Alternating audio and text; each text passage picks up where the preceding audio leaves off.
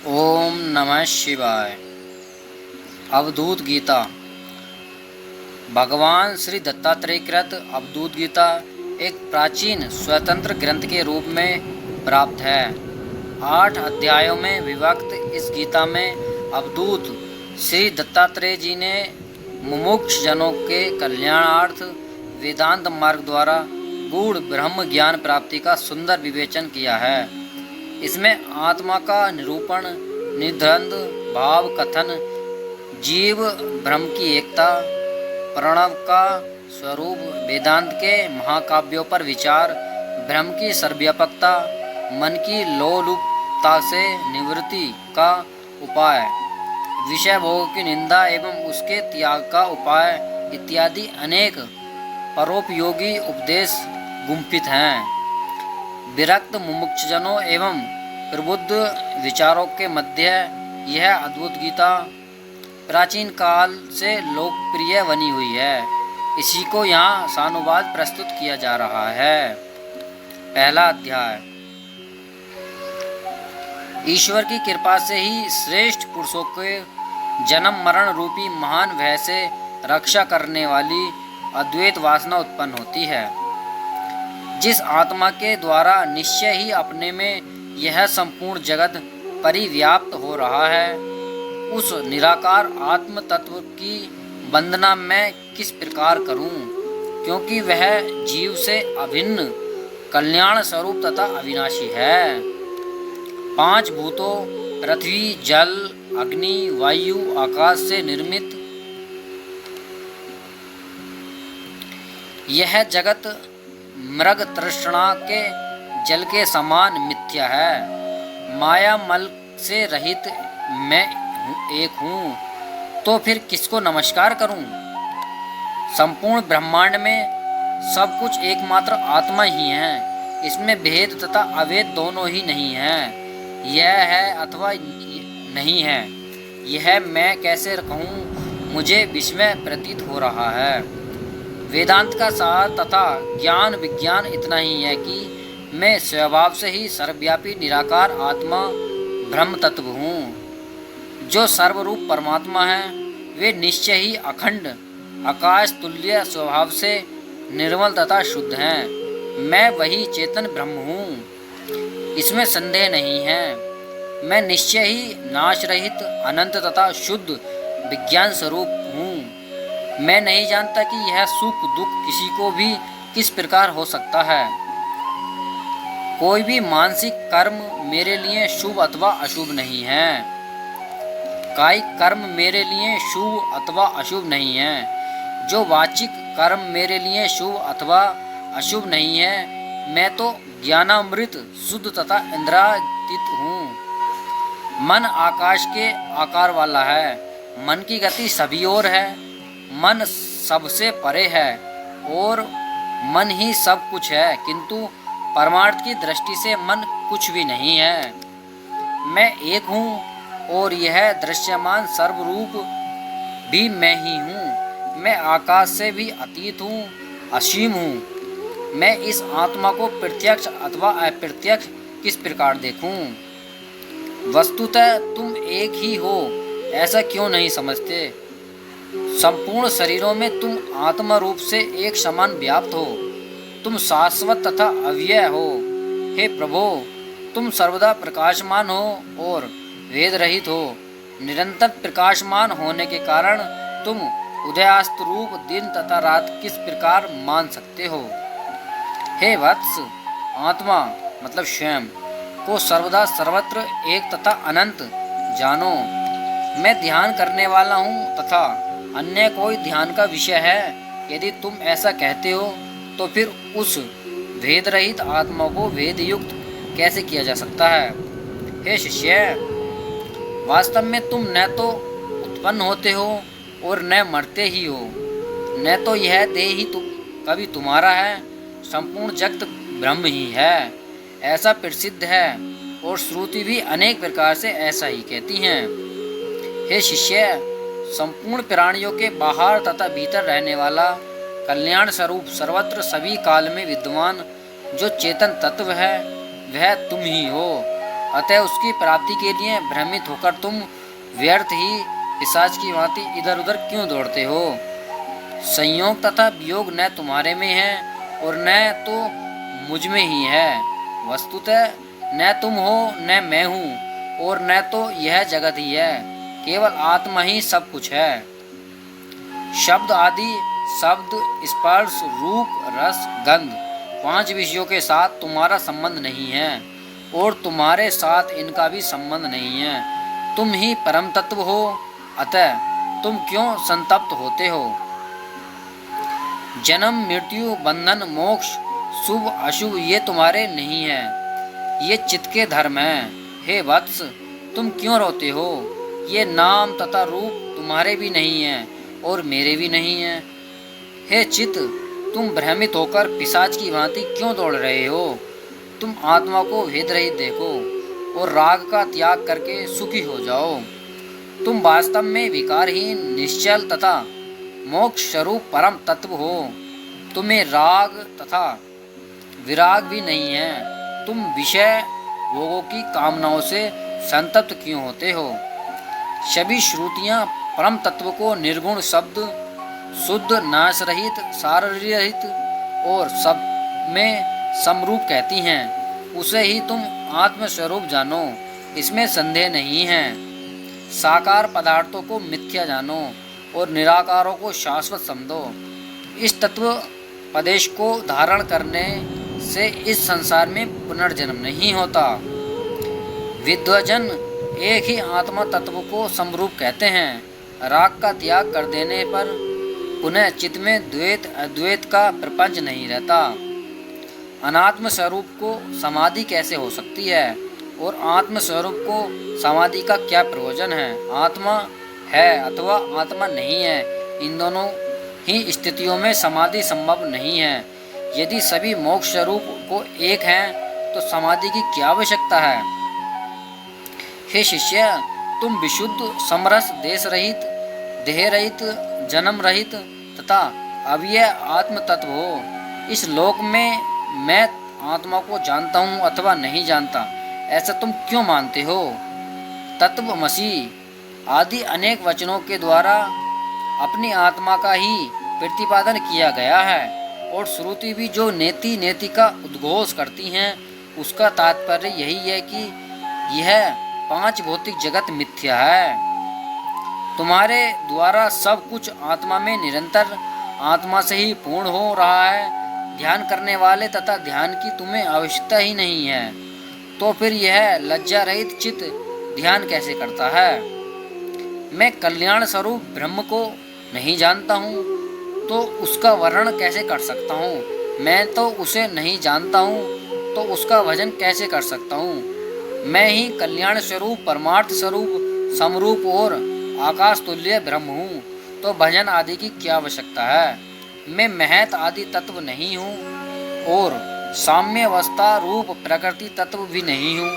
मैं कल्पना तथा हेतु से रहित हूँ और ग्राह्य ग्राहक भाव से निरुक्त हूँ। ऐसी स्थिति में स्वयं भेदता भी कैसे संभव है? कोई भी वस्तु अनंत रूप नहीं है और कोई भी वस्तु तत्व रूप नहीं है। वस्तुतः आत्मा ही एक रूप परम तत्व के रूप में अधिष्ठित है। अद्वैत भाव की स्थिति में न कोई हिंसक है और न अहिंसा की ही भावना रहती है। तुम विशुद्ध हो, देह रहित, जन्म रहित, अव्यय तथा समरस तत्व हो। आत्मा के विषय में तुम्हें भ्रांति क्यों है? तुम कैसे कह सकते हो कि मैं भ्रांति युक्त हूँ? घट के नष्ट हो जाने पर घटकाश, घट के भीतर का आकाश महाकाश में पूरी तरह विलीन हो जाता है और वेद रहित हो जाता है। परम तत्व में शुद्ध मन के द्वारा किसी वेद की प्राप्ति नहीं होती है। उस चेतन ब्रह्म में उपाधि रूप घट नहीं है, घटाकाश भी नहीं है। अंततः करण रूपी उपाधि से अभाव से जीव भी नहीं है और जीव का विग्रह भी नहीं है। अतः सिरे श्राता के भेद से रहित एकमात्र उस परब्रह्म को भली भांति जानो। आत्मा को सर्वत्र सभी कालों में विद्वान, सर्वरूप, सतत तथा शाश्वत जानो। सभी शून्य तथा अशून्य पदार्थों को निसंदेह अमरता आत्म रूप समझो। वस्तुतः न वेद हैं, न लोक हैं, न देवता हैं, न यज्ञ हैं, न वर्ण तथा आश्रम है, न कुल है, न जाति है, न धूम मार्ग दक्षिणायन और न दीप मार्ग उत्तरायण है। एकमात्र ब्रह्म ही परमार्थ तत्व है। यदि तुम व्याप्त तथा व्यापक भाव से रहित एक रूप से अपने को जानने में सफल हो जाओ तो आत्मा को प्रत्यक्ष और परोक्ष कैसे मानते हो? कुछ लोग अद्वैत की इच्छा करते हैं और कुछ अन्य लोग द्वैत की इच्छा करते हैं। वे सभी लोग द्वैत अद्वैत से रहित सम तत्व को नहीं जानते हैं। परब्रह्म श्वेत आदि वर्णों से रहित है, शब्द आदि गुणों से रहित है और मन तथा वाणी से परे है। तब लोग उस परब्रह्म वर्ण कैसे करते हैं?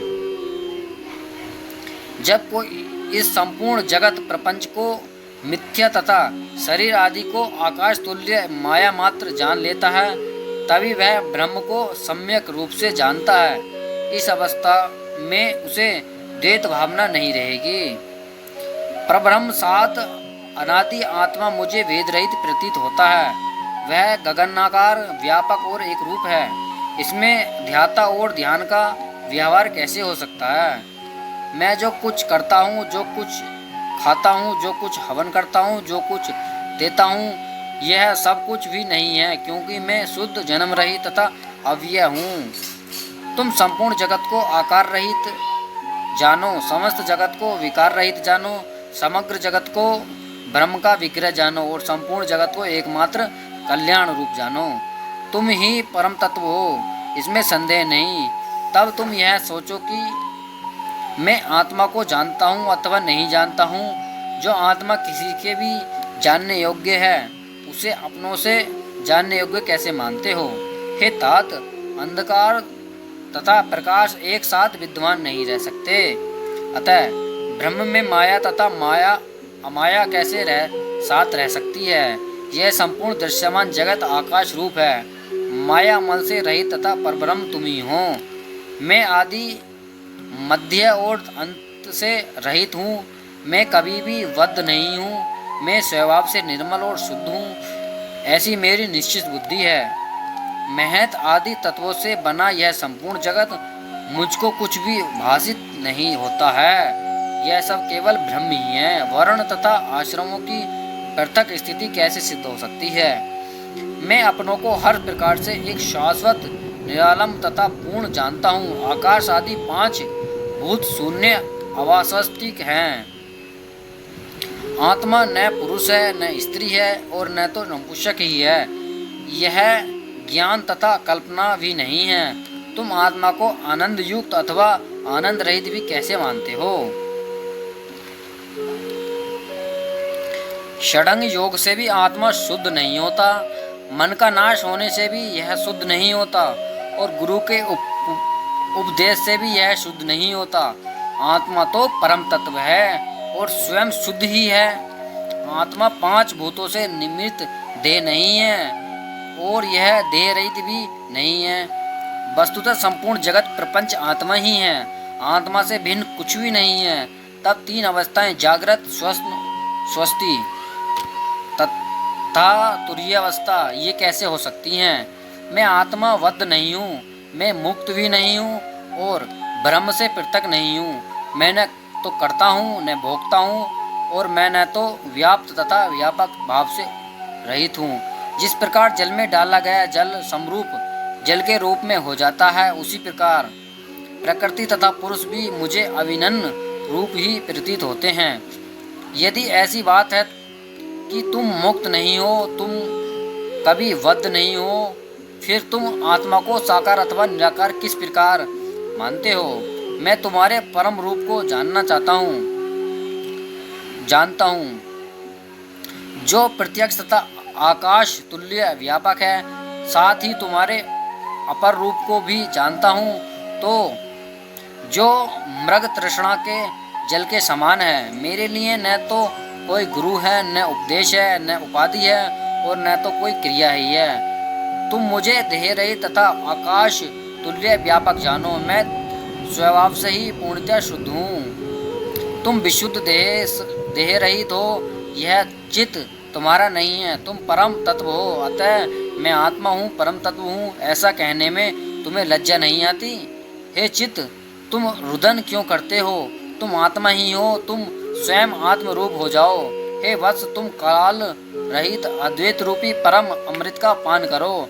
आत्मा न ज्ञान रूप है, न अज्ञान रूप, और न तो ज्ञान अज्ञान उभय रूपी है। जिसे इस प्रकार का सर्वथा ज्ञान है, उसका यह ज्ञान मिटता नहीं।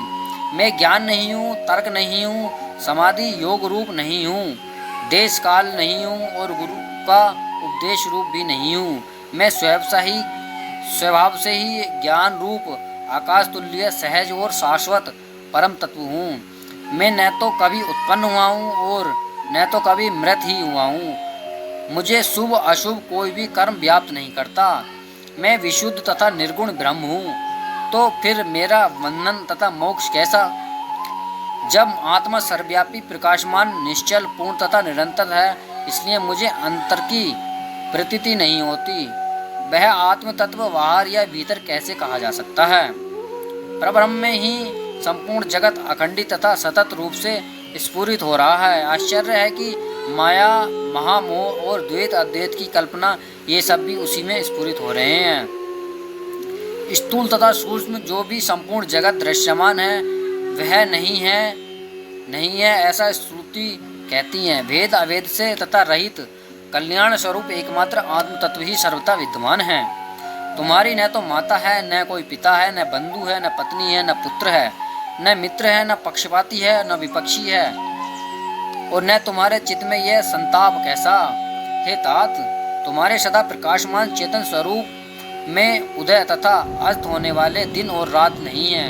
विद्वान लोग देह रहित आत्म तत्व के शरीर तत्व की कल्पना क्यों करते हैं? आत्मा न तो विभक्त है और न अविभक्त, यह सुख दुख से भी युक्त नहीं है, यह न तो पूर्ण है न अपूर्ण है। इस द्वंद्व रहित शाश्वत आत्मा को जानो। मैं न तो कर्मों का करता हूँ, न उनके फलों का भोग करने वाला हूँ। कर्म न तो मेरे पूर्व जन्म का है और न इसी जन्म का है। मेरा देह नहीं है और मैं देह से रहित भी नहीं हूँ। मैं ममता रहित अथवा ममता युक्त भी कैसे हो सकता हूँ?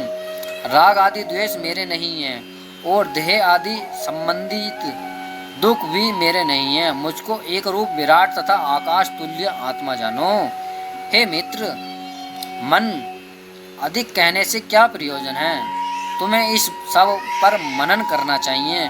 जो सारभूत है उन्हें कैसे तुमको बता दिया कि तुम वास्तव में परम तत्व हो, आकाश तुल्य व्यापक हो। योगीजन जिस किसी भी भाव से तथा जहाँ किसी भी मृत्यु को प्राप्त होने पर उसी परब्रह्म में वैसे ही विलीन हो जाते हैं जैसे घट के टूट जाने पर घटाकाश महाकाश में विलीन हो जाता है। तीर्थ में अथवा चांडाल के घर में अचेतावस्थान में भी देह का त्याग करता हुआ योगी तत्क्षण मुक्त होकर व्यापक ब्रह्म रूप हो जाता है। योगीजन धर्म अधर्म काम तथा मोक्ष आदि द्विपद आदि जंगम प्राणियों और वृक्ष पर्वत आदि स्थावर पदार्थों को मृत तृष्णा के जल के समान मिथ्या मानते हैं। मैं भूत भविष्य तथा वर्तमान काल के कर्मों को न तो करता हूँ और न इसके फल का भोग ही करता हूँ। इस प्रकार मेरी दृढ़ बुद्धि है। समता रूपी रस के द्वारा पवित्र हुआ अवधूत एकांत स्थान में सुखपूर्वक अकेला रहता है। अभिमान का त्याग करके वह अनावरत विचरण करता है और केवल अपनों में ही सबका अनुभव करता है। जिस जीवन मुक्ता की दशा में जागृत स्वप्न सुषुप्ति और तुरीय ये अवस्थाएं नहीं रहती जाती, उस दशा में वह केवल अपने आत्मा में ब्रह्मानंद को प्राप्त होता है। जिस अवस्था में धर्म अधर्म का भाव नहीं रहता, उस अवस्था में बद्ध और मुक्त का भाव कैसे रह सकता है? आत्मरस में मग्न तथा ध्यान के द्वारा पवित्र हुआ जीवन मुक्त अवधूत कोई मंत्र नहीं प्राप्त करता है और न तो किसी छंद रूपी तंत्र को ही प्राप्त करता है। उस ब्रह्म को प्राप्त हुए अवधूत ने ही इस गीता का कथन किया है। संपूर्ण जगत शून्य रूप है और अशून्य रूप भी है। पर ब्रह्म में न तो सत्य विद्यमान है न सत्य है अवधूत ने अपने अनुभव से तथा शास्त्र ज्ञान के अनुसार इसका वर्णन किया है। प्रथम अध्याय समाप्त।